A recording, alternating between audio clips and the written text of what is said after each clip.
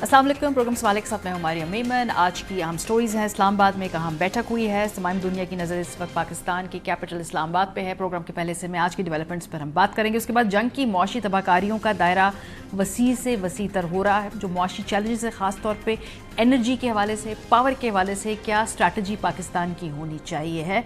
Programme के दूसरे हिस्से में ज़रा इस पर गुफ्तगू होगी। आखिर में इस्लामाबाद हाई कोर्ट ने एक बड़ा फैसला दिया है। शादी के बाद जब तलाक होती है तो असासे आदमी के और औरतों के वो आपस में कैसे डिवाइड होने हैं, इस हवाले से एक गाइडलाइन सामने आई है, उस पर भी बात करेंगे। लेकिन आगाज़ करते हैं इस्लामाबाद में जो एक अहम बैठक हुई है।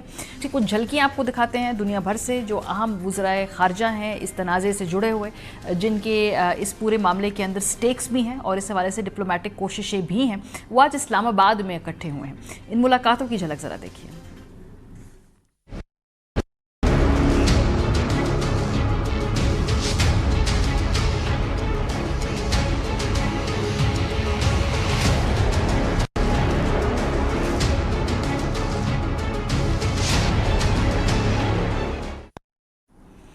तुर्की, सऊदी अरब और मिस्र के वज़राए ख़ारजा यहाँ मौजूद हैं। इसहाक डार जो पाकिस्तान के नायब वज़ीर आज़म हैं और साथ साथ वज़ीर ख़ारजा भी हैं, उनके साथ एक मुलाकात हुई है। आज जो है ये मुलाकातों का आगाज़ हुआ है। कल तक ये एजेंडा चलेगा कि उसमें आगे मज़ीद जो गुफ्तगू है, पैगाम रसानी है, वो कहाँ तक बढ़ती है। इसके बाद अब इस वक्त अगर हम बात करें तो वज़ीर आज़म शहबाज शरीफ साहब के साथ भी इंडिविजुअल मुलाकातें हो रही हैं वज़राए ख़ारजा की। सऊदी वज़ीर ख़ारजा की थोड़ी देर पहले मुलाकात हुई, उसका एक एलामिया भी सामने आया है और उसमें ये कहा गया है कि पाकिस्तान हमेशा सऊदी अरब के साथ शाना बशाना खड़ा है और करीबी रवाबित जो हैं उनको हम कायम रखेंगे। एक और जो आइस ब्रेकिंग एक इवेंट हुआ है पिछले 24 घंटों में, वो ये है कि पाकिस्तान की दरख्वास्त के ऊपर ईरान ने कुछ मजीद जहाज़ों को अबनाए हरमुज़ से गुजरने की इजाज़त दी है और ये पाकिस्तान के फॉरेन मिनिस्टर ने ट्वीट करके इस बात को कन्फर्म किया कि 20 बहरी जहाज़ ऐसे हैं जो अबनाए हरमुज़ से गुजरे हैं और कहा कि मुस्बत पेशरफ्त है, खित्ते में अमन और इस्तेहकाम के लिए अहम किरदार हम अदा करेंगे। इन्होंने कहा कि इस फैसले से पाकिस्तान और ईरान के दरमियान एतमाद में इजाफा होगा और तजारती सरगर्मियों को भी फ़रोग मिलेगा। इस दौरान धड़ाधड़ डोनाल्ड ट्रंप, वज़ीर आज़म पाकिस्तान और वज़ीर ख़ारजा को रीट्वीट किए जा रहे हैं। जो भी डेवलपमेंट्स हो रही हैं इस वक्त इस्लामाबाद के अंदर, इसका मतलब है कि अमेरिका भी इन पूरी कोशिशों के अंदर ऑन बोर्ड है। पाकिस्तान की जो सफारती इस वक्त पोजीशन है, जो कामयाबी है, उसकी एक्नॉलेजमेंट दुनिया भर का मीडिया इस वक्त कर रहा है। द गार्डियन के एक आर्टिकल के मुताबिक पाकिस्तान सफारती हिकमत अमली इख्तियार किए हुए हैं क्योंकि उसके ताल्लुकात ईरान और अमेरिका दोनों के साथ बेहतर है। यही वजह है कि इस्लामाबाद खुद को एक सालिस के तौर पर पेश कर रहा है। पाकिस्तान मशरक़ वसत में बराह रास्त फरीक नहीं और उसकी सरजमीन पर अमरीकी फ़ौजी अड्डे भी मौजूद नहीं, जो उसे दीगर मुमकिना सालिस से मुख्तलिफ बनाता है। Pakistan ख़ुसूसन army chief field marshal Asim Munir को अमरीकी सदर तक रसाई हासिल है, जबकि हालिया बरसों में ईरान के साथ ताल्लुकात में भी नुमायाँ बेहतरी आई है। पाकिस्तानी हुकाम के मुताबिक असूली तौर पर मुज़ाकरात के लिए आमादा हैं, लेकिन बाहमी एतमाद की कमी और जंग की शिद्दत में इजाफे ने सूरत हाल को पेचीदा बना दिया है। पाकिस्तान हुकाम को खुद है कि इसराइल ऐसे किसी भी अमन अमल को सबूताज कर सकता है। हालिया दिनों में इसराइल ने सनती और सिविलियन मराकज़ बशमूल स्टील प्लांट्स और जौहरी तनसीबात को निशाना बनाया है, जिसे ईरान ने अमन कोशिशों के खिलाफ करार दिया है। ईरान हुकाम का कहना है कि ऐसे हमले मुज़ाकरात के इम्कानात को ख़त्म कर सकते हैं। ईरान की बुनियादी ख्वाहिश ये है कि जंग का मुकम्मल खात्मा हो और मुस्तकबिल में अमरीका या इसराइल की जानिब से हमलों की ज़मानत ना दी जाए। दूसरी जानिब अमरीका और ईरान के मौक़िफ़ में वाज़ेह फ़र्क मौजूद है, जिसे ख़त्म करना एक बड़ा चैलेंज है। पाकिस्तान ने दोनों ममालिक के दरमियान तजावीज़ का तबादला शुरू कर दिया है और उम्मीद ज़ाहिर की जाती है कि अगर दोनों फरीक संजीदा हों तो किसी न किसी समझौते तक पहुँचा जा सकता है। इस सिलसिले में पाकिस्तान ने सिफारती कोशिशें तेज़ कर दी हैं। वज़ीर आज़म शहबाज शरीफ ने ईरानी सदर से रब्ता किया, जबकि तुर्की, मिस्र, सऊदी अरब और पाकिस्तान के वज़राए ख़ारजा इस्लामाबाद में जंग के खात्मे के लिए ये चार ममालिक मुस्लिम दुनिया में एक नए इत्तेहाद की शक्ल इख्तियार कर रहे हैं। मुतवक्के मुज़ाकरात बराह रास्त नहीं होंगे, बल्कि पाकिस्तानी हुक्काम दोनों फरीकैन के दरमियान राब्ते का किरदार अदा करेंगे। अमरीकी हुकाम के साथ बराह रास्त बैठने से गुरेज कर रहा है। मजमूई तौर पर पाकिस्तान एक मुश्किल सिफारती तवाज़न कायम रखने की कोशिश कर रहा है, लेकिन खित्ते में बढ़ती हुई कशीदगी के अमन मिशन को शदीद खतरात से दो चार। वाशिंगटन पोस्ट ने आज एक रिपोर्ट की है जिसमें उन्होंने ये क्लेम किया है कि वो जो अमेरिका है वो इस दौरान टाइम बाय कर रहा है और बूट्स ऑन ग्राउंड उतारना चाहता है इस वक्त वो ईरान के जजीरों पे। वाशिंगटन पोस्ट ने रिपोर्ट किया कि पेंटागन ईरान में हफ्तों तक जारी रहने वाली ज़मीनी कार्रवाइयों की तैयारी कर रहा है। हालांकि अमरीकी सदर डोनाल्ड ट्रंप ने अभी तक किसी फौजी तैनाती की मंजूरी नहीं दी। इन कार्रवाइयों में طور پر خلیج جزیرہ اور خلیج فارس کے قریب ساحلی مقامات پر چھاپے یا محدود آپریشنز شامل ہو سکتے ہیں۔ امریکی اہلکار کے مطابق زیر غور زمینی آپریشن کا ممکنہ ٹائم فریم 2 ماہ ہو سکتا ہے۔ واشنگٹن پوسٹ نے نام ظاہر نہ کرتے ہوئے حکام کے حوالے سے بتایا کہ کسی بھی زمینی کارروائی کا مقصد مکمل بڑے پیمانے پر حملہ نہیں ہوگا، بلکہ اس میں خصوصی افواج اور عام انفینٹری فوج کے چھاپے شامل ہوں گے۔ روئٹرز نے رپورٹ کہ پینٹاگون ایران میں زمینی افواج تعینات کرنے سمیت عسکری کارروائیوں پر غور بھی کر رہا ہے۔ امریکی خبر ایجنسی ایسوسی پریس نے رواں ہفتے کے آغاز پر رپورٹ کیا تھا کہ پینٹاگون ایران کے خلاف کارروائیوں میں مدد کے لیے فوج کے lead 82nd year bone division سے کم از کم 1000 اہلکاروں کو تعینات کرنے کی تیاری کر رہا ہے، اور یہ تعداد خطے میں پہلے سے موجود 50,000 فوجی اہلکاروں کے علاوہ ہے۔ مرینز اور زمینی کرنے والے فوجیوں کی تعداد میں اضافے کی اطلاعات سے ان کے آسرائیوں میں اضافہ ہوا ہے کہ صدر ٹرمپ فوج کی تعیناتی کے ذریعے ابنائے ہرمز کو محفوظ بنانے یا ایرانی تیل کی برآمدات کے لیے اہم خاک جزیرے پر قبضے کے لیے محدود زمینی کارروائی کے بارے میں سوچ رہے ہیں۔ یہ ایسا صرف ڈپلومیٹکلی اس وقت امریکہ کو ہزیمت نہیں اٹھانی پڑ رہی، بلکہ ان کے اپنے ملک کے اندر ہم دیکھ رہے ہیں تمام بڑے شہروں کے اندر بڑے بھاری قسم کے اس وقت مظاہرے ہو رہے ہیں۔ یاد رہے اس سے پہلے ویتنام وار کے خلاف بھی اور عراق کے وار کے خلاف بھی امریکی عوام سڑکوں پر نکل آئے تھے، اور کچھ اسی طرح کے مناظر اس وقت ہم اپنے امریکہ کے مختلف شہروں کے اندر دیکھ سکتے ہیں، اگر وہ مناظر اپنی اسکرین پر آپ کو بھی دکھا سکیں۔ اس کے ساتھ ساتھ امریکہ کے جو پرانے اب وہ بھی اپنی اس وقت جو جان ہے وہ چھڑوانا چاہتے ہیں اس پوری صورتحال سے۔ برطانوی وزیر اعظم ہوں یا جرمن چانسلر ہو، بس چاہتے ہیں کہ بھئی اس کا تنازع کا جلد خاتمہ ہو۔ ان کا موقف آپ کو سنواتے ہیں۔ Of course, there have been some hard discussions with President Trump, but a lot of what he said is designed to put pressure on me to change my mind and to get dragged into this war. But I'm not going to do so. I'm the British Prime Minister, and I act in the British national interest. Whoever it's coming from, I'm not going to waver on this. I will put the British national interest first. I don't think it's in our national interest to get dragged into this war. Für jeden Tag, dass es irgendwann zu Ende geht. Aber zurzeit verstricken sich die Amerikaner und die Israelis in diesen Konflikt jeden Tag tiefer. Und sie haben nach meinem Empfinden, jedenfalls habe ich sie bisher nicht gehört, keine اس وقت programme کے سلسلے میں راجہ محسن اجاز صاحب ہمارے ساتھ موجود ہے، reporter ہیں اروائی نیوز کے۔ اس پورے جو ایشو ہے خاص طور پہ اسلام آباد میں ملاقات جو بیٹھک ہے اس کو کور کر رہے ہیں۔ بہت شکریہ محسن۔ ہمیں بتائیے کہ ابھی ہم دیکھ رہے ہیں کہ اس وقت وزیر اعظم سے فردن ملاقاتیں بھی ہو رہی ہیں وزرائے خارجہ کی۔ اس کے علاوہ ایجنڈے پہ آج کیا ہے، مزید ملاقاتیں، اور کل کیا ہے؟ دیکھیے، سب سے جو اہم چیز تھی وہ تھی ان چاروں وزرائے خارجہ کی جو ایک مشاورتی اجلاس تھا وہ آج مکمل ہو گیا ہے، اور اس کے بعد وزیر اعظم شہباز شریف کے ساتھ پہلے سعودی وزیر خارجہ ملے، اور اس وقت جو مصر کے وزیر خارجہ ہیں اور ان کے ساتھ جو ترکیہ کے وزیر خارجہ ہیں ان کی ملاقات جاری ہے۔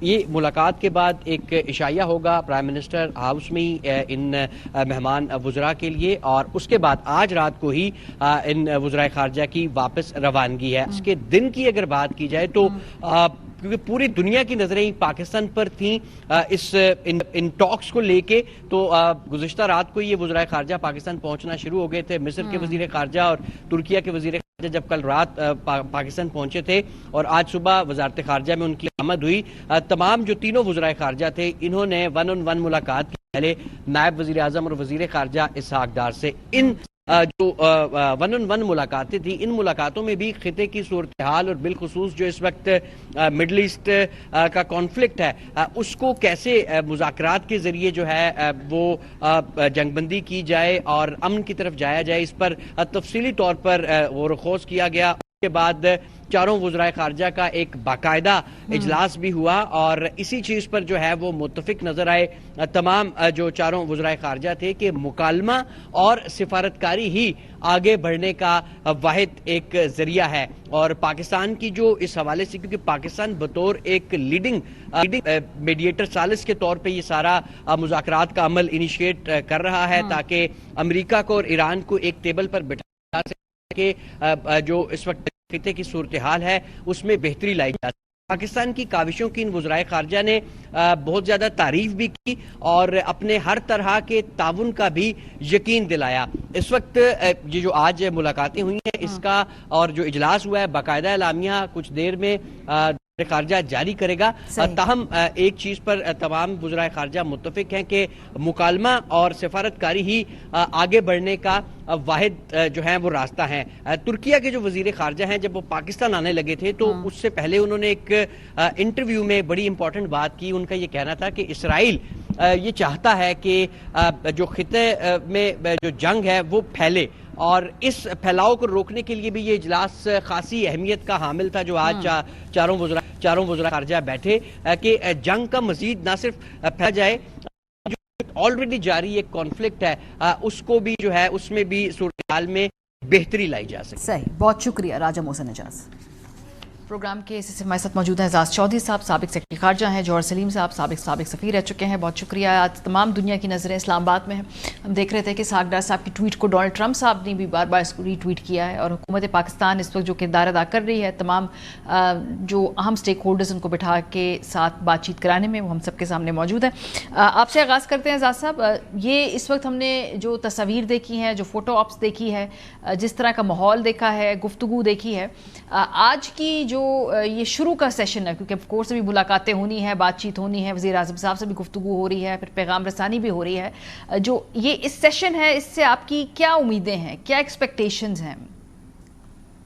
جی بڑی خوش آئند بات ہے کہ یہ سب اکٹھے ہوئے ہیں.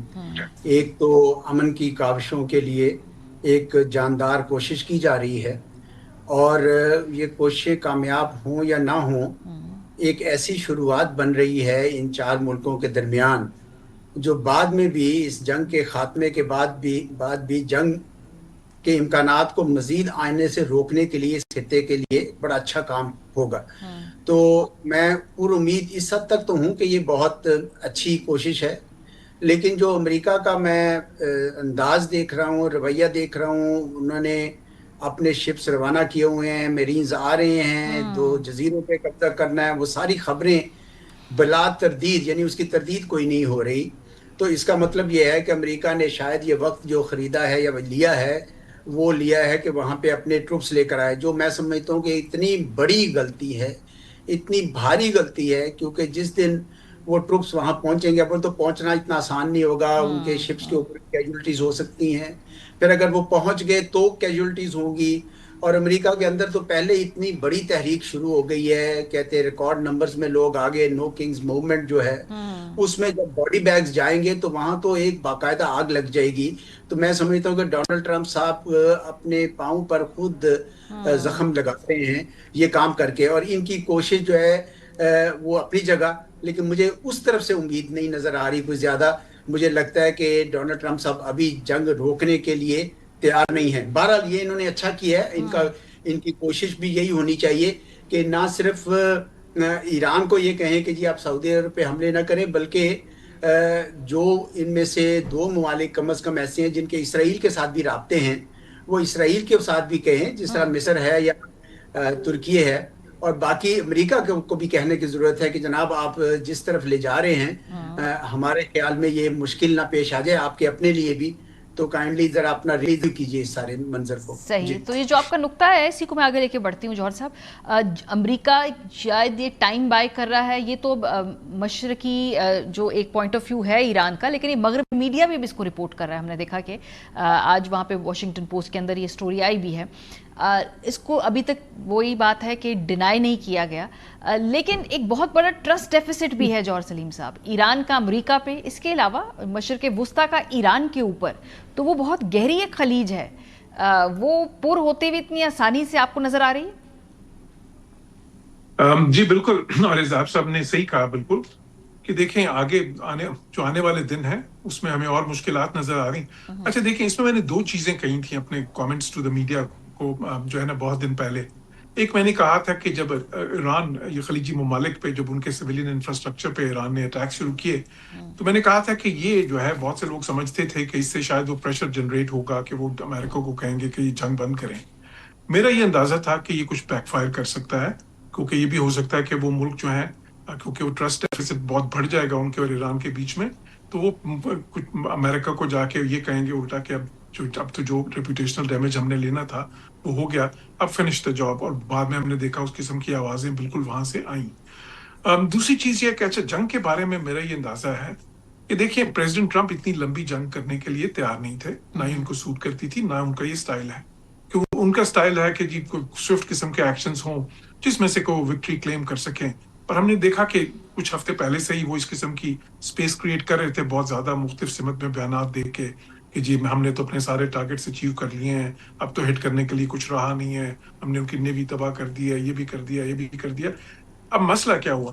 مسئلہ یہ ہوا کہ اس کے بعد کیونکہ ایران کی ریٹیلیشن جب زیادہ افیکٹو ہوئی تو اس میں اور پھر یہ خصوصاً جو ہرمز جو اسٹریٹ آف ہرمز ہے یا ابنائے ہرمز جو ہے اس پہ اس کی جو بندش ہو گئی، اور اس کی بندش جو ہے وہ امریکن اندازوں سے زیادہ دیر تک قائم رہی، کیونکہ اس میں کچھ پہلے اندازے یہ تھے کہ اگر بندش ہو بھی گئی تو امریکہ اس کو کھلوا لے گا، لیکن وہ اندازے حقیقت پہ مبنی نہیں تھے، کیونکہ اس میں تو صرف وہ اتنی تنگ ہے جو ہے، اور وہ ایران کی ساری کوسٹ لائن اس کے ساتھ ہے کہ اس میں تو صرف ایران اگر تھریٹ آف فورس ہی استعمال کرے تو وہ کیونکہ انشورنس پریمیم اتنا زیادہ بڑھ جاتا ہے کہ کوئی پھر ٹینکر آتے ہی نہیں ہے اس کے اندر، تو وہ بڑا افیکٹو رہی. لیکن اس کا نقصان کیا ہوا؟ اس کا نقصان یہ ہوا کہ اب یہ میرا اندازہ ہے کہ کیونکہ امریکن پریزیڈنٹ تو اتنی طویل جنگ نہیں چاہتے تھے، لیکن اسرائیلی چاہتے تھے.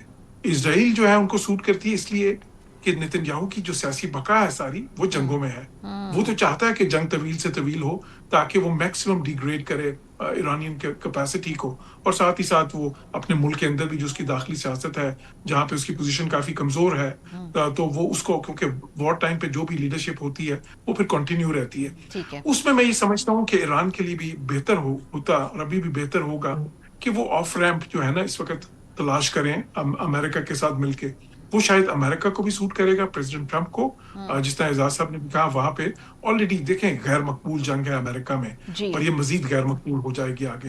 اور ایران کو سوٹ نہیں کرتا کیونکہ جس طرح کی ڈیمیج وہ لے رہے ہیں، ٹھیک ہے کہ انہوں نے بہت ہی افیکٹو ایک اسیمیٹرک وارفیئر کی ہے، لیکن کیونکہ ان کی ایئر ڈیفنس نہیں ہے، ان کی اس طرح کی جو ہے نا وہ میزل ڈیفنس سسٹم بھی نہیں ہے، کوئی اس طرح کی چیز نہیں ہے، تو ان کو برنٹ لینا پڑ رہا ہے اس وقت جو بھی جو امریکن اور اس وار کی کاسٹ جو ہے وہ بڑھتی جا رہی ہے، ہیومن جانی نقصان کے والے سے بات کریں سب کے لیے بڑھ رہی ہے جی، اور پوری دنیا کی معیشت کے اوپر اس کا بوجھ ہم آہستہ آہستہ کیا بلکہ بڑا واضح طور پہ محسوس کر رہے ہیں. اعزاز صاحب، امریکہ جو ہے اور ایران ابھی براہ راست بات تو نہیں کر رہے، پاکستان کے ذریعے بات کر رہے ہیں. ہمیں دیکھا پاکستانی وزیر اعظم ایرانی صدر سے بات کرتے ہیں، اور پھر یہ میسیجنگ جو ہے وہ بیک اینڈ فورتھ ہو رہی ہے. لیکن کیا آپ کو مستقبل قریب میں براہ راست امریکہ اور ایران کے درمیان سفارتی لیول پر آپ دیکھیں گے کہ اکٹھے کسی پلیٹ فارم پہ نظر آئیں گے، یا بھی اس کے امکانات محدود ہیں؟ محدود ہیں جی، جب تک یہ جنگ کا خاتمہ نہیں ہو جاتا اور کوئی سیٹلمنٹ نہیں ہوتی اس وقت تک تو میں وہ منظر نامہ نہیں دیکھ رہا. پر میں جوہر صاحب کی یہ بات سے اتفاق کرتا ہوں کہ ایران کے لیے بھی یہ اہم ہے. دیکھیں نقصان بہت ہو چکا ہوا ایران کے اندر بھی، 80,000 90,000 کے قریب سٹرائکس ہوئی ہیں، اور ان کے لیے بھی ضروری ہے کہ اور ان کو اگر جنگ اس وقت سٹیل میٹ پہ بھی ختم ہو جائے، یعنی اس حالت میں بھی ختم ہو جائے، تو ایران تو بڑا ایک قسم کا اس کا قد بڑا اونچا ہو جائے گا، کیونکہ وہ تو سروائیو کر گیا. اس کی بیٹل تو ایگزسٹنس کی تھی، سروائیول کی تھی. تو ایران کے لیے بھی یہ اس میں شدید وہ جسے کہتے ہیں اس کی خواہش ہونی چاہیے، میرا خیال ہے بھی. مجھے زیادہ جو خوف نظر آ رہا ہے وہ یہ نظر آ رہا ہے کہ اگر یہ امریکی اسی طریقے سے اپنے پلان سے بڑھتے رہے اور جنگ کا ایک گھمسان کا رن پڑا، اور اس میں جو خلیجی ریاستیں ہیں خصوصاً یو اے ای وغیرہ وہ ابھی پوری طرح جنگ میں شریک نہیں ہوئے. اگر وہ شریک ہو جاتے ہیں، ان کے سیولین انفراسٹرکچر پہ بھی اتنا حملہ نہیں ہوا، ابھی تو ان کی انسٹالیشن پہ ہوا ہے جہاں سے امریکی چھپے ہوں گے. جب وہ پوری طریقے سے ہو جائے گا تو یہ تو مکمل تباہ و برباد تو ہوں گی. اور آئل فیسلٹیز بھی اگر ختم ہوتی ہے تو دنیا کی اقتصاد میں اتنا بڑا بحران آئے گا کہ آپ کو وہ کچھ تو تخمینے یہ بتاتے ہیں کہ 1929 والی جو کساد بازاری تھی، جو ریسیشن تھی، اس کی یاد تازہ ہو جائے گی، اس سے بھی زیادہ بڑھ جائے گا. اور یقیناً یہ بہت ہی خطرناک ایک قسم کا ماحول ہوگا. تو ہمارے لیے بہت ضروری ہے پاکستان جیسے ملکوں کے لیے کہ ہم اس منظر نامے کا کو ذہن میں رکھتے ہوئے ابھی سے تیاری کریں. بہت سارے ملک میں دیکھ رہا ہوں، انڈونیشیا اور تھائی لینڈ وغیرہ، جہاں پہ کئی مہینوں کے ریزروز ہیں. ہمارے تو صرف 28 دن کے وہ راشن بازی کر رہے ہیں، اور ہم تو بالکل اس طرف معاملے میں میرے خیال ہے پوری طرح ہماری توجہ نہیں ہے. میں سمجھتا ہوں کہ مزید اس پہ کام کرنا ہوگا کیونکہ اس کا خطرہ موجود ہے. امریکہ بہرحال اپنی اس جنگ کو اس سمت پہ لے کے جا رہا ہے، جس کے بعد جو میں سمجھتا ہوں کہ بہت ہی خطرہ بڑھ جائے گا اور خصوصاً دنیا کی اقتصاد کے لیے۔ جوہر صاحب یہ جو آپ گفتگو سن رہے ہیں اس پہ پاکستان کی جو ہم نے دیکھا کہ ایڈمنسٹریٹو سٹرگل ہے وہ تو ہے کہ بھئی اپنے ملک کے اندر ریسورسز کو کیسے ہم نے لے کر آنا ہے، ان کو عوام تک ایک افورڈیبل طریقے سے پہنچانا ہے، یہ ایک چیلنجز ہے، لیکن جو بیرونی فرنٹ پہ بھی جو بیلنسنگ ایکٹ ہے بڑی ٹائٹ روپ ہے اس وقت۔ اچھی بات ہے کہ ریاست پاکستان نے ابھی تک اس چیز کو بہت اچھے طریقے سے مینج کیا، دونوں اطراف کا وہ کانفیڈنس بھی انجوائے کرتے ہیں، اس کے ساتھ ساتھ ان کے درمیان کردار ادا کرنے کو تیار بھی ہیں اور کر بھی رہے ہیں پل کا۔ لیکن یہ کیا آپ کو لگتا ہے کہ پاکستان کے لیے یہ شاید ایران سے بھی زیادہ پاکستان کے لیے بھی ضروری ہے کہ مذاکرات اس وقت کامیاب ہوں، کیونکہ آگے جا کے ہمارے بھی آپشنز بڑے محدود ہوتے جائیں گے؟ جی بالکل میں ایسے ہی سمجھتا ہوں، اور میں بالکل اتفاق کرتا ہوں امبیسڈر اعزاز صاحب کی اس بات سے کہ یہ دنیا کی معیشت اور ہمارے خطے کی معیشت جو 1929 میں جو تھا بالکل وہ ریسیشن سے بھی آگے کی چیز تھی، اس اکنامک ڈپریشن تھا۔ تو ڈپریشن تب ہوتا ہے جب 10% سے زیادہ آپ کی جو ہے نا نیگیٹو گروتھ ہو جائے اور پھر بہت ہی مسائل ہوتے ہیں۔ تو بالکل اگر یہ جنگ طوالت اختیار کرتی ہے تو بالکل ہم ریسیشن کی طرف بھی جا سکتے ہیں اور ڈپریشن کی طرف بھی جا سکتے ہیں۔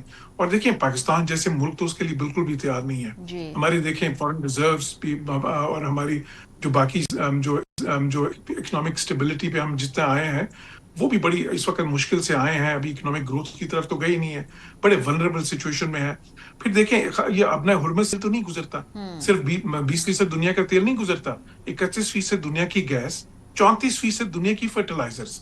اب یہ فرٹیلائزرز بھی رکی ہوئی ہیں، اگر یہ اسی طرح 2-3 مہینے رکی رہیں خدا نخواستہ تو دنیا میں قحط کے آثار ہو جائیں گے، بیکاز اگر ٹائم پہ یہ فرٹیلائزرز نہیں گئیں ان سارے ایگریکلچرل لینڈز پہ جہاں ان کی ضرورت ہے تو پھر فوڈ سیکیورٹی کے بہت ہی شدید ایشوز ہو جائیں گے۔ تو دنیا اس کا بالکل متحمل نہیں ہو سکتی، اور یہ بہت اشد ضروری ہے کہ یہ اس وقت وہ ملک جن کی اس قسم کے ڈپلومیٹک کلاؤٹ ہے، ڈپلومیٹک پرومیننس ہے، اس کو پورا لیوریج کریں امن کی طرف، اور اس میں پاکستان ظاہر ہے کہ اس وقت جو وہ اہم ترین ممالک ہے اس میں آتا ہے۔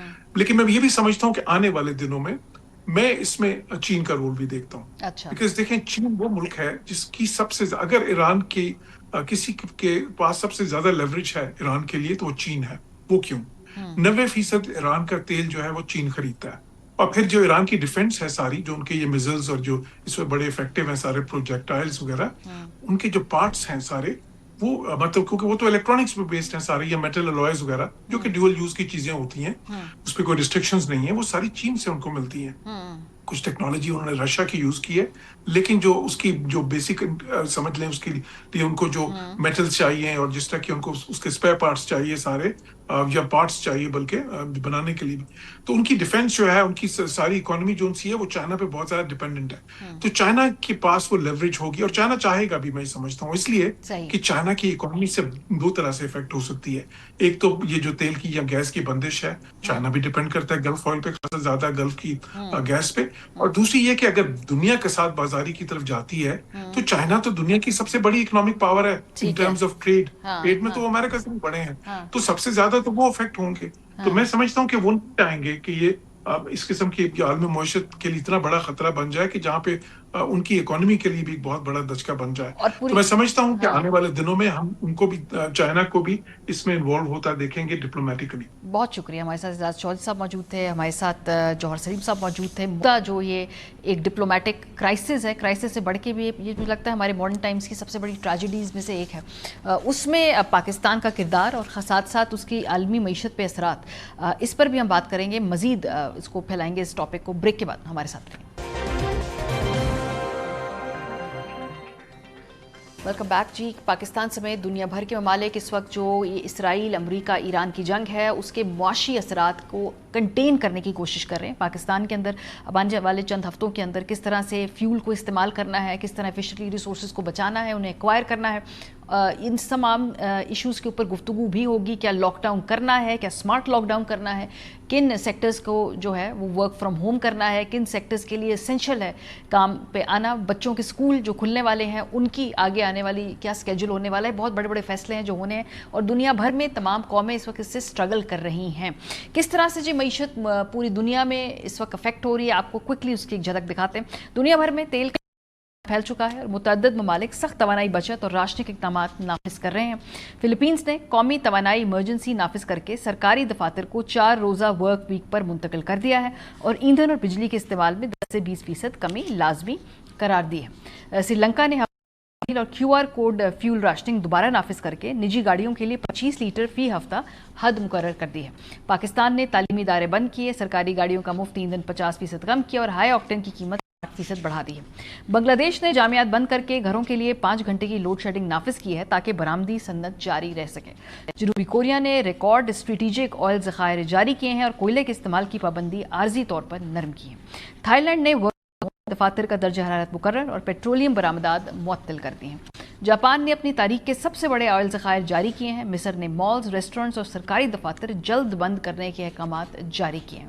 میانمار نے اوڈائیون فیول راشننگ جو ہے اس کو نافذ کیا ہے، جبکہ نیپال نے گیس سلنڈر آدھے بھرنے اور ان کی طرف منتقلی شروع کر دی۔ بھارت نے LPG صنعتی شعبے سے ہٹا کر گھریلو استعمال کے لیے مختصر کر دی ہے۔ سلووینیا نے فیول راشننگ نافذ کی، جبکہ بھوٹان نے ذخیرہ اندوزی روکنے کے لیے جیری کین میں ایندھن فروخت پر پابندی لگا دی ہے۔ پیٹرول ملا پیٹرول تیزی سے اپنا رہا ہے اور جنوبی سوڈان نے بھی بجلی راشننگ شروع کر دی ہے۔ برطانیہ کو ایران جنگ 20 کی بڑی معیشتوں میں سب سے زیادہ معاشی نقصان کا سامنا ہے۔ OECD برطانیہ کی اس سال معاشی ترقی کی شرح کم ہو کر 0.7% رہنے کی پیشگوئی کی گئی ہے، جبکہ اس سے پہلے تخمینہ 1.2% تھا۔ اسی طرح مہنگائی بھی توقع سے زیادہ رہنے کا امکان ظاہر کیا گیا ہے۔ OECD نے امریکہ، اسرائیل اور ایران کے درمیان جنگ کے اثرات کے باعث دنیا کی کئی بڑی معیشتوں کی معاشی پیشگوئیوں کو دیا ہے۔ ایران جنگ کے باعث امریکہ میں مہنگائی 4% سے تجاوز کرنے کی بھی پیشگوئی ہے۔ صورتحال اس لیے مزید خطرناک ہے کہ آبنائے ہرمز کی بندش نے سعودی عرب اور متحدہ عرب امارات جیسے بڑے تیل پیدا کرنے والے ممالک کو عالمی منڈی سے تقریباً کاٹ دیا ہے، جس کے باعث عالمی تیل بحران تاریخ کے بدترین مرحلے میں داخل ہو چکا ہے۔ آج رشیا کی طرف سے بڑا پیغام آیا ہے، ایک بڑا اعلان آیا ہے کہ وہ 1 اپریل سے اب وہ پوری دنیا میں مختلف جو ممالک ہیں اس میں جو پیٹرول کی برآمدات ہیں اس پر مکمل پابندی عائد کر دیں گے، اور جب یہ پابندی ابتدائی طور پر 31 جولائی 2026 تک فی الحال ایز وی اسپیک نافذ رہنے کا امکان ہے۔ اس کے علاوہ ایران جنگ سے جو ایویشن انڈسٹری ہے وہ مکمل طور پہ اس وقت اگر ہم دیکھیں کچھ علاقوں میں غیر فعال ہے، کئی جگہ پہ ان کی ایفیشنسی پہ وہ کام نہیں کر رہے ہیں۔ غیر ملکی خبر ایجنسی کی رپورٹ کے مطابق دنیا کی 20 بڑی ایئر لائنز کو مجموعی طور پر تقریباً $53 ارب کا نقصان ہو چکا ہے۔ پچھلی مرتبہ جب کووڈ ہوا تھا تو اس وقت ایویشن انڈسٹری بالکل بیٹھ گئی تھی، اس کو ریکور کرتے کرتے کئی سال لگے ہیں، تو اس مرتبہ جو یہ نقصان ہے اس کو ریکور کرتے ہوئے کیا وقت لگے گا۔ پاکستان کے فضائی شعبے کو بھی ابھی تک ایز وی اسپیک 7 کروڑ زیادہ ڈالر سے زیادہ کا نقصان ہو چکا ہے۔ لیکن پاکستان کے لیے اس وقت اگر ہم دیکھیں تو تصویر کا ایک دوسرا رخ بھی ہے، اور وہ دوسرا رخ یہ ہے کہ کراچی پورٹ اس وقت بہت زیادہ فعال ہے۔ کراچی پورٹ، پورٹ قاسم اور گوادر پورٹ سمیت پاکستانی جو بندرگاہیں ہیں ان پر سرگرمیوں میں تاریخی اضافہ ریکارڈ کیا گیا ہے۔ کراچی پورٹ پر 2025 میں 8,300 کنٹینرز تھے، جبکہ گزشتہ 24 دنوں میں 8,313 کنٹینرز کے مساوی مال پہنچا ہے۔ پروگرام کے حصے سے ہمارے ساتھ خاقان نجیب صاحب موجود ہیں، ماہر معاشیات ہیں، یوسف نظر صاحب ہیں، یہ معیشت پہ نظر رکھتے ہیں۔ بہت شکریہ آپ دونوں کا۔ میں نے یہ تھوڑی سی تمہید اس لیے باندھی ہے کہ پوری دنیا کا جو چیلنج ہے پاکستان کو اس سے پہلے پریمپٹیولی کچھ فیصلے کرنے ہیں، وہ کیا فیصلے ہونے چاہیے ہیں۔ آج ایک سمارٹ لاک ڈاؤن کے حوالے سے ایک خبر سی اڑی ہے، لیکن اس کے کیا خد و خال ہونے چاہیے، اس پر بھی بات کریں گے۔ خاقان صاحب آپ سے آغاز کرتے ہیں، اس وقت کیا لاک ڈاؤن کرنا، سمارٹ لاک ڈاؤن کرنا یہ ایک اچھی اسٹریٹجی ہے، اس طرف جانا چاہیے ہے؟ کیونکہ بھی آنے والے اس تنازع کے بارے میں کوئی کلیئرٹی نہیں ہے کہ کب ختم ہوگا یا کب یہ ایون سبسائڈ کرے گا۔ تو ماری اگر ہم تھوڑے سے خد و خال طے کر لیں کہ اگر فریم ورک کیا ہونا چاہیے اور ایک ٹائم پیریڈ کیا ہونا چاہیے، اصل تو بات یہی ہے کہ what is the length of this Middle East conflict, کتنا یہ رہے گا۔ مطلب میرا یہ خیال ہے کہ اگر یہ 1-2 ہفتے میں اور سبسائڈ بھی کر جاتا ہے، پر جو آئل کی قیمت ہے وہ پروبیبلی ایلیویٹڈ رہے گی اگلے 2-2.5 ماہ تک۔ So what's your best strategy? The best strategy of course is demand conservation versus just securing supply, so that's number 1۔ Number 2 is کہ آپ پیپل کو سبسڈائز کریں اور پاور کو سبسڈائز نہ کریں، انرجی کو سبسڈائز نہ کریں۔ ابھی ہم انرجی کو سبسڈائز کر رہے ہیں، لوگوں کو سبسڈائز نہیں کر رہے، which means moving on to a targeted subsidy.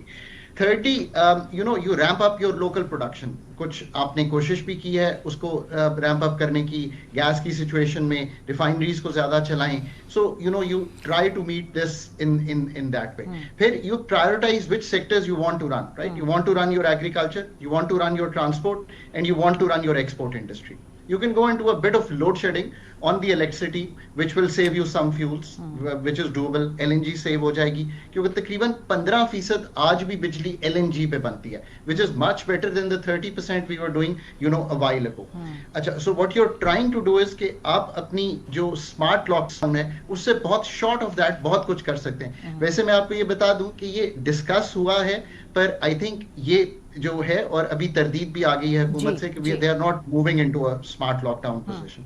So work pattern changes जो हैं वो बहुत पहले कर देने चाहिए थे, हमने 12वें दिन आके किए. Mobility management, which means non-essential travel, reduce official vehicle use, encourage carpooling, और ये प्राइवेट सेक्टर पे भी लागू करना चाहिए था, हमने सिर्फ पब्लिक सेक्टर पे लागू किया. अगर मार्केट्स 6 बजे बंद कर दें, ये प्रोविंशियल गवर्नमेंट्स का काम है, बिल्कुल कर देना चाहिए. फिर हमने कोविड के टाइम पे हमारे बड़े क्लियर एनर्जी प्रोटोकॉल्स बनाए थे ऑफिसेज के, फैक्ट्रीज के और पब्लिक बिल्डिंग्स के, उनको बिल्कुल लागू कर देना चाहिए. प्राइस चेंज करना चाहिए मारिया. अब मैं ये क्यों कहता हूँ, आप 4 व्हीलर, आप 2 व्हीलर्स पे ना करें, आप रिक्शा को प्रोटेक्ट करें, आप 800 सीसी को प्रोटेक्ट करें. आप हमारे पास 30 मिलियन का डेटा है इस वक्त जो NSER national socio economic registry में पड़ा है. इसलिए कि मेरा बिहेवियर नहीं चेंज होता, मारिया आपका बिहेवियर नहीं चेंज होता अगर हम सुपर की कीमत को तब्दील नहीं करते. सो प्राइस कुछ पास थ्रू करना चाहिए. एक और मैं बात समझाता हूँ कि ये जो 100 अरब हमने काटा है ना PSDP से, ये काटा नहीं है, ये एक्सपेंस कम नहीं हुआ, ये मुअख्खर हुआ है. वो डैम जो इस साल नहीं बनेगा वो अगले साल 110 अरब में बनेगा. सो कौम को खुद सोचना है कि ये चीज ऐसे ही है. आखिर में देखें, hoarding, crackdown on illegal storage, smuggling को प्रिवेंट करें, और जो फ्यूल स्टॉक्स एंड डिस्ट्रीब्यूशन है ना उसकी कोऑर्डिनेशन को बहुत अच्छा बनाएं. और आखिर में एक चीज कहूंगा कि द इंटरनेशनल एनर्जी एजेंसी, उन्होंने एक 10 नुकाती प्रोग्राम जारी कर दिया है सब ममालिक के लिए जो इंपोर्टर्स हैं तेल के. उन 10 नुकात को मनो फॉलो कर लें, वो बड़े क्लियर हैं. मोबिलिटी पे, स्पीड लिमिट्स पे भी, कार शेयरिंग पे भी, एफिशिएंसी पे भी, LPG for transport या preserve LPG for cooking. So you have to think like that. और long term measures भी बाद में जरूर बात इस पे हम बात करेंगे. बिल्कुल लॉन्ग टर्म मेजर्स. अभी शॉर्ट टर्म मेजर्स यूसुफ साहब क्या होने चाहिए, क्योंकि मैंने पूरा बताया है कि दुनिया के मुख्तलिफ ममालिक में उन्होंने अपने तरीके से एडजस्ट किया है. उनकी जो प्रायोरिटीज हैं उस हवाले से उन्होंने जहाँ कंजर्वेशन करनी है वहाँ पर उन्होंने बचाया है, जहाँ पे वो कट्स लगा सकते थे कट्स लगाए. पाकिस्तान के लिए कौन सी 3-4 ऐसी प्रायोरिटीज होनी चाहिए राइट नाउ? देखिए, पाकिस्तान की जो सूरत हाल है उसमें एक पहली जो मेरे ख्याल से इस बात का जिक्र कम हो रहा है, डीजल हमको सबको पता है कि ईरान से स्मगलिंग को क्या आता है. तकरीबन जो मैंने एस्टिमेट्स देखे हैं about 30 to 35,000 barrels a day. तो इस वक्त आपको पता होगा कि अमेरिका ने जो है टेम्परेरी तौर पे जो सैंक्शंस है ईरान के खिलाफ उनको सस्पेंड किया हुआ है. ईरान जो है हमारे जहाज़ों को या कंटेनर्स को गुजरने भी दे रहा है.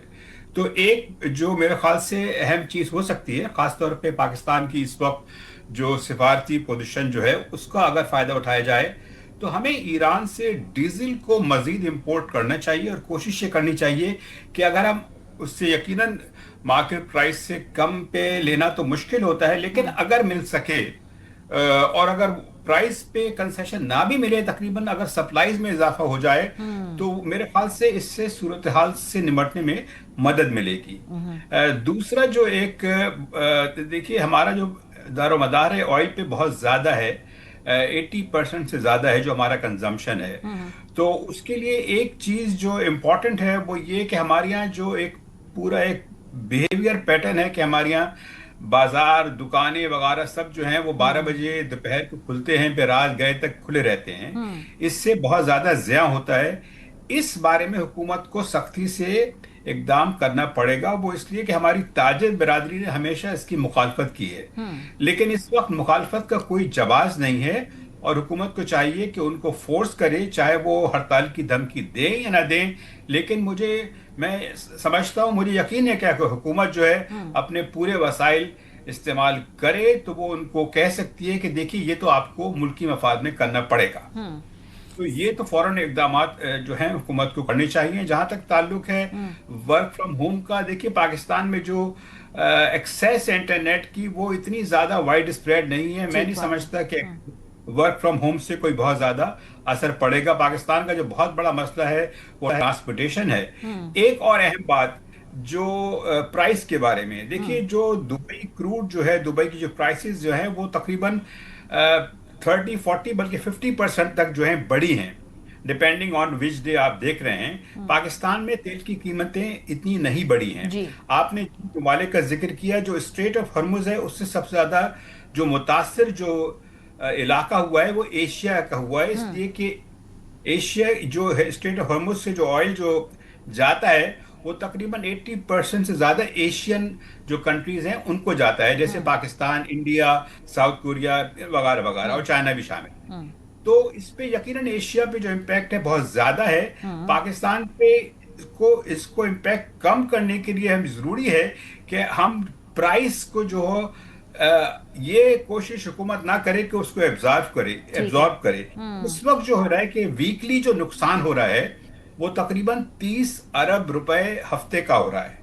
अब होगा क्या अगर ये लॉसेस एक्यूमुलेट होते रहते हैं, तो एकदम से हुकूमत जो है वो टैक्सेस में इजाफा करेगी। टैक्सेस में ना इजाफा करेगी बल्कि इंटरेस्ट रेट में भी इजाफा करेगी। तो जो हमारी माशी तरक्की की रफ्तार जो थोड़ी बहुत जो रिकवर हो रही थी वो फिर जो है एक रिवर्स गियर में चली जाएगी। तो हमें इस वक्त इस पॉलिसी को देखते हुए सिर्फ 2 हफ्ते 3 हफ्ते की बात नहीं है, इस बात की तैयारी करनी चाहिए कि खुदा ना खास्ता अगर जंग ने तूल पकड़ा, 2 महीने भी फर्ज के लिए चल गई, तो अगर हमने एंटिसिपेट करते हुए इकदाम नहीं किए तो फिर उसकी इवेंचुअल कॉस्ट होगी वो बहुत ज्यादा होगी। यानी आप जो दोनों की बात में एग्रीमेंट है कि हुकूमत को ये कीमत जो है वो पास ऑन कर देनी चाहिए है। इस तरह से वो अपना खुद डेट बढ़ा रही है और जाहिर बात है कि वो बाद में और चीज़ों की तरीके से वो मैनिफेस्ट होगा। खाकान साहब, आप लॉन्ग टर्म इशूज़ की बात भी कर रहे थे कि ये क्राइसिस हमें भी बहुत कुछ सिखा रहा है, दुनिया को बहुत कुछ सिखा रहा है कि कहीं सिंगल सोर्स रिलायंस के ऊपर नहीं जाना, नए अलायंसेस फोर्ज करने हैं, नए तरीके, नए रास्ते, नई मार्केट्स, उनको किस तरह से हमने एक्सप्लोर करना है। सो इसमें से टेक अवे क्या है पाकिस्तान के लिए अपनी एनर्जी की जो रिसोर्सेज हैं उसको फ्यूचर एक्यूमुलेशन के लिए या फ्यूचर पॉलिसी के लिए? एक तो ये है कि 25 करोड़ के मुल्क के लिए स्ट्रेटेजिक रिजर्व्स जब वॉर शुरू हुई थी 28 दिन के थे। ये स्ट्रेटेजिक रिजर्व्स भी नहीं है हमारे यहाँ, ये तो तेल है जो हमारे सिस्टम में होता है। So we need to build at least 60 days of strategic reserves on energy. That's number 1। Number 2 is कि आज भी हम एक्सपैंड नहीं करते अपने रेल को, और फ्रेट कहाँ पे कैरी कर रहे हैं? इंपोर्टेड डीजल पे, जिसकी इस वक्त अवेलेबिलिटी बहुत कम है। अगर यही फ्रेट जो कि बहुत थोड़ा % कैरी होता है on the rail of Pakistan, rail पे कैरी हो रहा होता तो ये प्रॉब्लम ना होती। So that's take away number 2। Number 3 take is कि आप इवन डीजल और पेट्रोल को अप नॉर्थ कैसे लेके जाते हैं, अगेन ऑन द हाईवेज, ये कैसे कैरी होना चाहिए on the pipelines that we must set up. फिर हाइड्रो पावर जो है जिसका इंडस बेसिन प्रोजेक्ट्स हैं, उन्हीं को करके इंडिजिनाइजेशन कोल की, थर कोल का बड़ा एक ट्रांजिशनल इफेक्ट होता है पाकिस्तान पे अगर हम इस पे करें। हमने इंपोर्टेड कोल के प्लांट्स लगाए हुए हैं और लोकल गैस एक्सप्लोरेशन, ये हैं वो एक्चुअल मेजर्स जो पाकिस्तान की energy security with in 5 years जो है उसको इंश्योर कर देंगे। और आखिरी बात सबसे इंपॉर्टेंट ये है कि the future for public transport is electricity transport, which is EV buses, bikes, but EV buses and not again bikes which create again जिसे कहते हैं एक not pollution in that sense, but they create cities में गुजरना मुश्किल।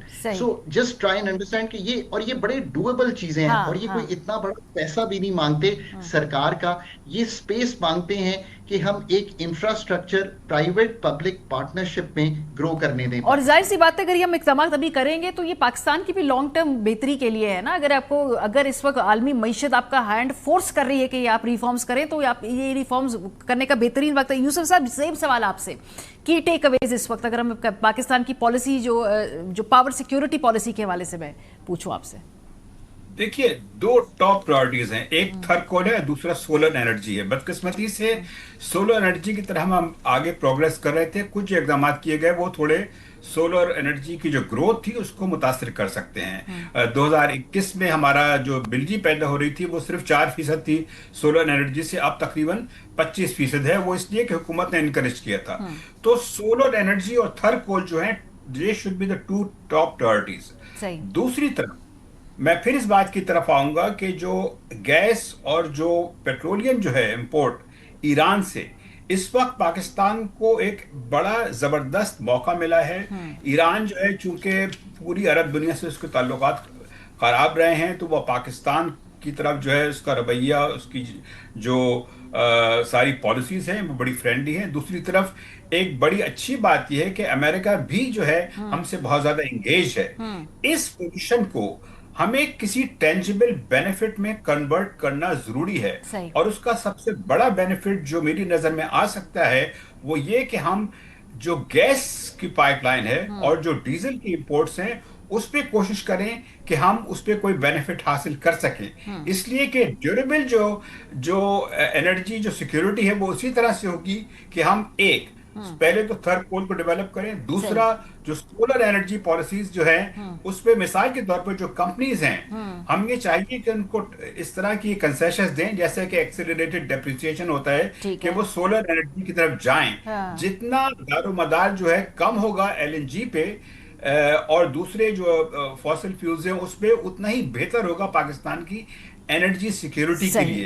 एक जो पूरी जो ब्रॉड बेस में बात कह सकता हूँ एक ये है कि जब हम डिफेंस की बात पॉलिसी की बात करते हैं और जब हम फॉरेन पॉलिसी की बात करते हैं तो उसमें एनर्जी सिक्योरिटी का जिक्र जो है इतना जरा कम होता है। लेकिन मैं समझता हूँ कि energy security should be at the centre of foreign and defense fair enough. और इस क्राइसिस ने हमें ये दोबारा इस बात का एहसास दिला भी दिया है। बहुत शुक्रिया यूसुफ नज़र साहब हमारे साथ मौजूद थे, खाकान नजीब साहब हमारे साथ मौजूद थे। उम्मीद करते हैं ऐसी साज हैं वो आज की इस गुफ्तगू से कुछ ना कुछ सीखें और ये जो हमारी सिफारिशात हैं अगर उसमें से कुछ भी किसी पे भी अमल हो जाए तो आइंदा के लिए ये एक बहुत बड़ा एक लर्निंग कर्व होगा। ब्रेक पे जाएंगे, जब वापस आएंगे तो बात करेंगे एक बहुत ही अहम केस, ख़वातीन और मर्दों के शादी टूटने के बाद असासों की तकसीम के हवाले से इस्लामाबाद हाई कोर्ट का।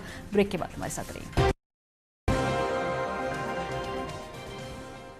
Welcome back. शादी के एक बंधन के अंदर ख़वातीन को किस हद तक लीगल प्रोटेक्शन है और ख़ास तौर पे उनकी एसेट्स के हवाले से रियासत पाकिस्तान ने किस किस्म की कानून साजी का हुक्म दिया है, इस हवाले से एक बड़ा ही अहम फ़ैसला इस हफ्ते आया है। और वो है कि लैदगी की सूरत में जो बीवी का जहेज़ है, जो तहाइफ है, उसकी क्या सूरत हाल होनी चाहिए। इस्लामाबाद हाई कोर्ट ने के बाद जहेज के सामान की वापसी से मुतालिक दरख्वास्त पर अहम फैसला जारी करते हुए फैमिली कोर्ट को 2 माह के अंदर केस का फैसला करने का हुक्म दे दिया है, जबकि हुकूमत को खवातीन के माली हकूक़ के तहफ़्फ़ुज़ के लिए मौसर कानून साजी की हिदायत भी की गई।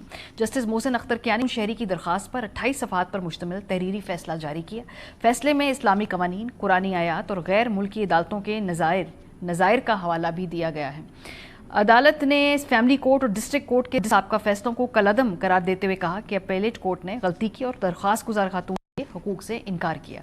अदालत ने निकाहनामा में तरमीम की हिदायत देते हुए करार दिया है कि शादी के बाद शौहर की मिल्कियत में जायदाद शादी के दौरान तलाक या मौत की सूरत में बीवी के तौर पर तकसीम होने की शर्त शामिल हो। फैसले में वाज़ेह किया गया कि जहेज़ और दुल्हन को दिए गए ज़ाती तोहफ़े मुकम्मल तौर पर खातून की मिल्कियत होते हैं और अगर जहेज़ का सामान वापस ना किया जाए तो मुतबादिल कीमत हासिल करने की हकदार है। अदालत ने हुकूमत को हिदायत दी कि ख़वातीन के माली और मिल्कियती हकूक़ के तहफ़्फ़ुज़ और मौसर नफाज के लिए वाज़ेह कानून साजी की जाए। फैसले में कहा गया है कि ख़वातीन के आइनी और कानूनी हकूक़ को मजबूत बनाने के लिए पॉलिसी इक़दाम नागुज़ीर हैं और ऐसी कानून साजी होनी चाहिए जिसमें घरेलू ख़वातीन को भी शादी के दौरान हासिल होने वाले असासों में मुनासिब हिस्सा मिल सके। हमारे साथ राना रज़ा तारिक साहब मौजूद हैं, एडवोकेट हैं हाई कोर्ट के, जिस पूरे केस के अंदर जो खातून हैं हमारा वकास उनको रिप्रेजेंट कर रहे थे। बहुत शुक्रिया राना साहब। अभी फैसला सामने आया है लेकिन पाकिस्तान में प्रॉब्लम यह है कि सामने आते हैं फिर वो चैलेंज होते हैं, एक तवील कानूनी जंग होती है और फिर भी इम्प्लीमेंटेशन की तरफ जब हम बढ़ते हैं तो उसमें बहुत सारी कानूनी रुकावटें होती हैं। ये जो फैसला है इससे अब आगे की मनाजिल क्या है? ऑफ कोर्स दूसरी तरफ भी इसको चैलेंज करेगी, अभी इसकी इम्प्लीमेंटेशन बज़ाहिर तो इतनी आसानी से नज़र नहीं आ रही है क्या? जी मैम ऐसे ही है बिल्कुल। इस केस में जो हमारा वकास हैं वो 2021 में उन्होंने अपना केस फाइल किया अपने सामान जहेज के हवाले से اور 2026 میں جا کے کچھ ان کے فیور میں آرڈر آیا ہے. پہلے ٹرائل کورٹ نے ان کو جو سامان جہیز کی مد میں 30% آلٹرنیٹ اماؤنٹ دی کہ جی آپ کو 30% جو ہے نا ٹوٹل آپ کو ملے گا, اور جو ایپلیٹ کورٹ تھی انہوں نے وہ 30% بھی ختم کر دیا. انہوں نے کہا جی آپ نے چونکہ رسیدات نہیں لگائی اور اس وجہ سے آپ کا نہیں ہے. اب محسن اختر کیانی صاحب نے بہت اچھی ایک ججمنٹ دی ہے جو وومنس کے رائٹ کو پروٹیکٹ کرتی ہے, اور اس میں انہوں نے 2 منتھ کا آرڈر دیا, ڈائریکشن دیا ہے کہ آپ نے 2 مہینے کے اندر ٹرائل کورٹ نے اس چیز کو ڈیسائیڈ کرنا ہے, اس کو دوبارہ دیکھنا ہے. اوبیسلی جو دوسری پارٹی ہے اس کے پاس اپیل کا رائٹ ہے, وہ اس میں ICA میں جا سکتے ہیں کیونکہ یہ بیسیکلی ریٹ پٹیشن تھی. تو ریٹ پٹیشن کے حوالے سے ICA میں وہ اسلام آباد ہائی کورٹ میں DB میں اس کو چیلنج کر سکتے ہیں. لیکن ایک اچھی بات یہ ہے کہ اس میں جو ایلمنی کا کنسیپٹ ہے ہمارے پاکستان میں اس کو پروموٹ کیا گیا. اس سے پہلے ایک ججمنٹ ہے لیکن اس پہ بھی اتنا کوئی عمل درآمد نہیں ہو سکا. لیکن محسن اختر کیانی صاحب کی جو ججمنٹ ہے یہ کافی ڈیٹیل ججمنٹ ہے, 28 پیجز کی ججمنٹ ہے, اور اس میں جو عورت کا جو سامان جہیز تھا جو ڈیورنگ میرج مطلب سامان آفٹر میرج انہوں نے خریدا, چونکہ وہ ورکنگ لیڈی تھی, انہوں نے اپنے ہسبینڈ کی ہیلپ کرتے ہوئے اب گھر سنبھالتے ہوئے کچھ شروع میں وہ جاب کرتی رہی لیکن پھر ہسبینڈ کے پریشر کی وجہ سے لیکن انہوں نے جو اپنی سیلری وڈرا کراتی نہیں اس کی بینک سٹیٹمنٹس ہم نے ساتھ میں کورٹ میں پیش کی کہ جی ہم نے چونکہ ایک میاں بیوی ایک اچھا ریلیشن ہوتا ہے تو وہاں پہ رسیدات نہیں رکھی جاتی, وہاں پہ ایگریمنٹس نہیں کیے جاتے, وہاں پہ جو بھی چیز ہوتی ہے وہ اس کی 50% پیمنٹ وہ کر دیتی تھی, یہ کر دیتے تھے. تو ہمارے کافی سارا کلیم تھا اس میں سامان جہیز سے ریلیٹڈ, گاڑی لے کے دی تھی تو کافی سارا تھا. تو ابھی محسن اختر کیانی صاحب نے جو ایپلیٹ کورٹ اور ٹرائل کورٹ کا فیصلہ تھا اس کو ریمانڈ بیک کیا ہے, اور انہوں نے کہا کہ جی آپ اس پہ فیصلہ کریں. باقاعدہ گورنمنٹ کو بھی اس میں کہا گیا ہے کہ آپ اس پہ بھی امینڈمنٹ کریں, ایسے ایکٹ لے کے آئیں جو وومن کو پروٹیکٹ کریں, کیونکہ آج کل تو کافی زیادہ عورتوں کے رائٹس کے بارے میں NGOز گورنمنٹ ایشوز اٹھاتے ہیں. لیکن چلیں اس حوالے سے ایک گفتگو تو شروع ہوئی ہے. میں نے دیکھا کہ کافی دوسری طرف کے جو عقائد ہیں, دوسری طرف کے خیالات ہیں, اس میں لوگوں کو اس فیصلے سے کافی تکلیف بھی ہے. لیکن بہت شکریہ, ہمارے ساتھ رانا رضا طارق صاحب موجود تھے. پروگرام کا وقت ختم ہو گیا. اپنا فیڈ بیک ہمیں دینا مت بھولیے گا. خیال رکھیے. خدا حافظ.